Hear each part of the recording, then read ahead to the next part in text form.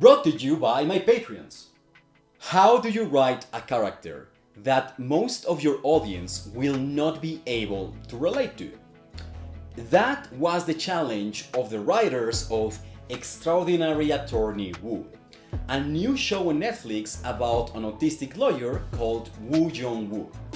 And as someone who is in the spectrum, I think that this is a challenge the writers exceptionally succeeded at.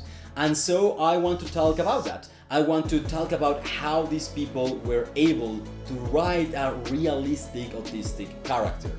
And don't worry, I'm gonna keep spoilers at a minimum. I'm not going to talk about any of the major plot points. So if you haven't watched the show, yeah, come along with us, no problem.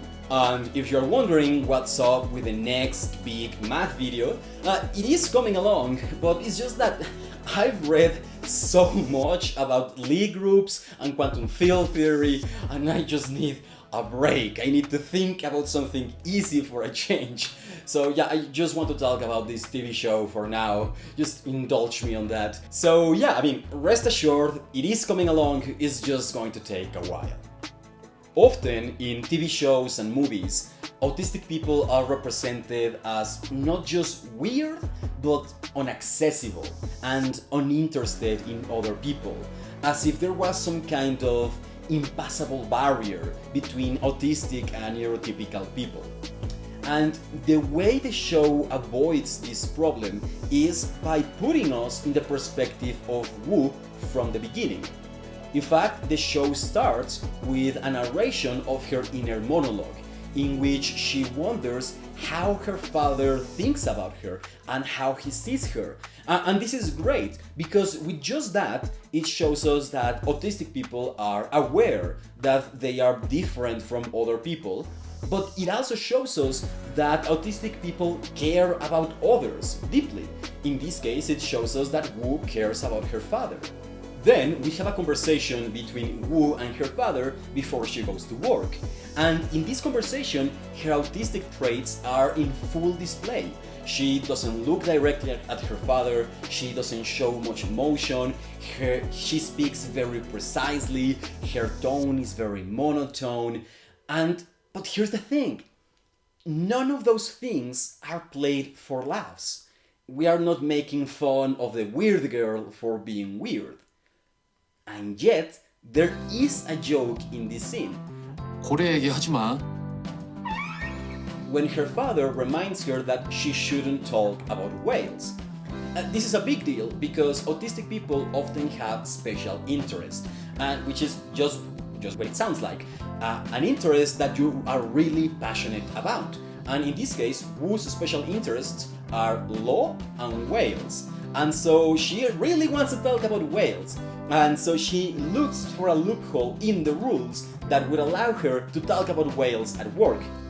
In this case, if whales somehow come up naturally in the conversation, then yeah, sure, she's allowed to talk about whales. And that joke comes off as very funny and very charming. And the show is full of scenes like this one. Sometimes they are serious, often they are funny, but we are never laughing at Woo. But instead, these scenes give us a glimpse into how she thinks and with the way she struggles to fit in society, so that even if we cannot relate to her experiences, we can at least respect her. One scene I particularly liked is when one of her clients hugs her. And I don't know, there's something about the framing and the sequencing of this scene that really conveys that feeling of uneasiness that Woo is feeling in that scene. And in fact, a friend of mine watched this episode and she told me that it helped her to understand why I don't like hugs. So yeah, that's the kind of comment you want to see when you are trying to do representation. That your show helps your audience to better understand the people you are trying to represent. Another common pitfall of writing autistic characters is writing them as unempathetic and unfeeling, like they don't care about the people around them.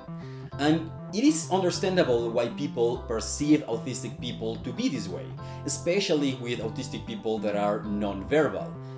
But the reality is that autistic people are often very empathetic. In fact, hyper-empathy is an autistic trait. And for that reason, autistic people often have very strong moral compasses. And we see all of this in the show. Woo's dad mentions that when she was a child and she was mostly non-verbal, he thought that she didn't even care who her father was. As long as she was fed, she was happy. But then we see that Woo grew up to be a deeply caring person. She cares about her clients and she wants what's best for them, not because they are her clients, but because it is the right thing to do. And in fact, sometimes she has clients who she thinks should lose their cases because it wouldn't be right if they win. Well, they are their clients, so she has to defend them, and it's an interesting conflict. And sometimes she thinks her clients are right, and that's why they should lose their case. That's an interesting one. That was a fun episode. And so yeah, it is really fun to see Woo display her deep sense of empathy and her deep sense of duty towards her clients and towards the law and justice. And those are artistic traits that you don't see in many places. And so it was really refreshing to see them being not just represented, but at the core of the plot of most episodes and arguably the entire show. And on the topic of empathy and relationships, many autistic characters are represented as uninterested in sex and relationships, and that's fine. I mean, all autistic cases, please go to the comments so that we can know you're here. But most autistic people do care about sex and relationships, just like most people in general. And so I really liked that one of the first things the show does is set up Woo's romantic interest, Jun. The show uses this relationship really well. We see the stigma of dating an autistic person, we see struggles like holding hands and kissing, and we see the insecurity of Woo when she thinks that maybe she shouldn't be in a romantic relationship, even if she wants to. And all of that is really well written. I really like to see all of those things represented in a TV show. However, and yeah, this is gonna be unpopular, but I didn't really like the chemistry between Woo and Jun. Yeah, I know. Okay, so it's just that I can see that they like each other, but it doesn't seem that they have a lot of fun together. And also, relationships require work, and 90% of the time, Jun is doing all the work in that relationship. Because whenever Woo has to put some work, she chickens out, and it's a whole thing. And it is realistic. I'm not saying that it's bad writing. No, it is excellent writing. I can see that happening in real life for no particular reason. So yeah, it is realistic. I just hope that in season 2 we can see them having a better dynamic. I want to see Woo being more confident in the relationship and putting effort into the relationship, because that man is precious, he deserves it. So yeah. Anyway, also, if you need an example of excellent chemistry between an autistic person and a neurotypical person, go check out Abed and Annie's relationship in Community, especially in seasons 5 and 6. It's just perfect. In fact, I think that Abed is the best written autistic character ever, that I have seen in any kind of media, because he is not a genius. He's in Greendale, for God's sake. But whenever he does something exceptional, it's because he puts exceptional effort into something, not because he's exceptionally intelligent. And also like his relationship with his friends, like with Troy and Jeff and Annie. It is perfect. It is incredible. So, but I'm gonna talk about Community and autistic representation some other day. Woo is not only a well-written autistic character, she is also a well-acted autistic character. And for the record, anyone can play an autistic character, be them neurotypical or not. That's the point of acting. We see that Woo walks in ways that seem odd and clumsy. She does weird movements with her hands. She often wears headphones, but not always. She looks very carefully at her food before eating. She doesn't look at people in the eyes. All of these are autistic traits, and when you act them, you run the risk of exaggerating them to the point of portraying an autistic caricature instead of an autistic person. But fortunately, it seems that the consensus among autistic people is that Wu's portrayal is very realistic, and I tend to agree. I particularly like when she's explaining something about law and Wales, and you can see these articles, pages from books, illustrations, and stuff like that flashing around her. Because if you ask me something about, for example, history, I will often visualize a map of that particular region, and then I will see like flashes of statues and dates and names and paintings and stuff like that. So yeah, it's very realistic, very accurate, I'd say. That's a summary of how the show represents Wu's autism. But as we know, autism is a spectrum, and it affects different people in different ways, and the show tries to portray this as well. There is an episode where the client is an autistic man who is also mentally disabled, and he is accused of murder. The whole point of this episode is to show us two extremes of autism: an autistic genius and an autistic person with a mental disability, and to remind us that they both deserve our respect. Also, the show goes there and it informs the audience that the first people to seriously study autism were the Nazis, when they were looking for a criteria as to which disabled people they should murder. Which is extremely sad to think about, because yeah, millions of the victims of the Holocaust were disabled people. But yeah, it is important historical context that we all should be aware of. However, one thing I didn't like about this episode is that it shows only an autistic genius and an autistic person with a mental disability, as if those were like the two options, when in fact autistic people can have any level of intelligence just as anyone else, right? And in fact, most autistic people have average intelligence. That's why I mentioned that Abed from Community is such a good example. He is not a genius, but he's also not mentally disabled. In terms of intelligence, he's just a regular person. And so yeah, that's something that I would like to see more represented. Maybe in season 2 of this show, there could be another autistic lawyer, but who is not a genius. And we can see how they are similar to Wu in some regards and how they are different in others. Yeah, it would be a fun contrast to have. Another way the show represents the autism spectrum is by having a few other characters with autism.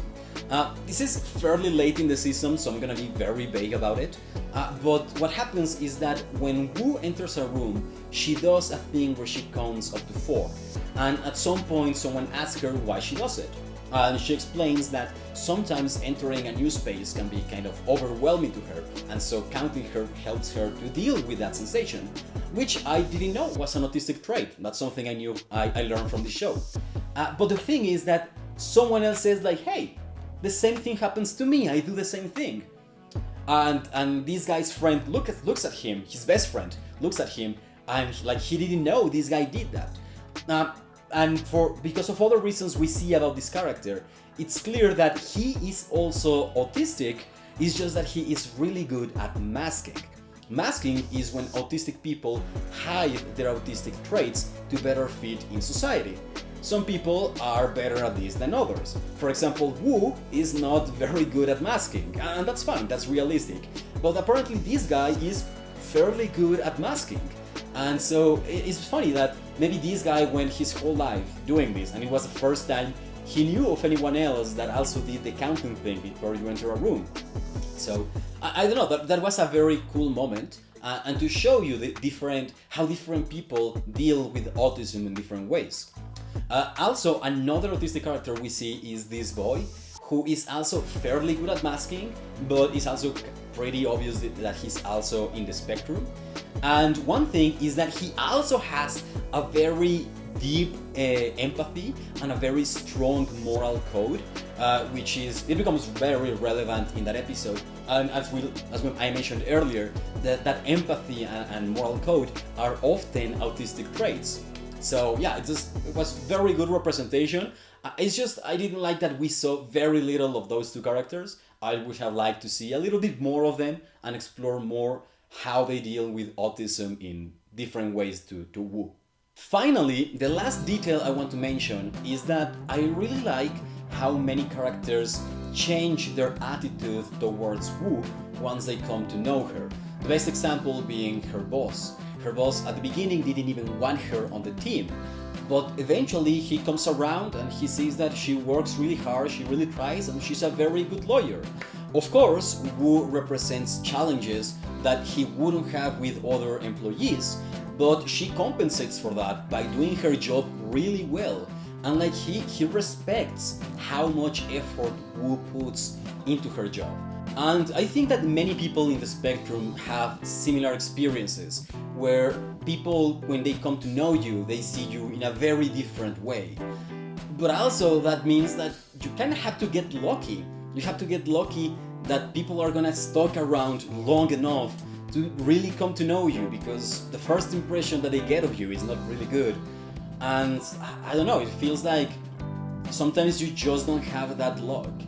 So, yeah. Okay, so what did we learn today? We learned that if you want to write autistic characters, don't write them as isolate them from the world or the people around them, but rather show that they want to connect with the people they love. It's just that they can struggle a lot at doing that. Also show their inner struggles with their empathy and their moral compasses. Show how autistic people can struggle to fit in society, but how they can eventually fit. Like Wu has a job, she has friends, she has a boyfriend, she's doing fine. And finally, show how the people around them can come to love them and like them and want to spend time with them, instead of just being annoyed at how weird they are, like how everyone was always annoyed at Sheldon in The Big Bang Theory. Drove me crazy. Special thanks to Ottimo Tusum, Valerie Hyde, T. Highfield, Ryan Roberts, Carlo Facioli, and Cookie Sub Team. If you want me to thank you personally, or you want me to read a funny message of your choosing, then please consider joining my Patreon. Thanks for watching.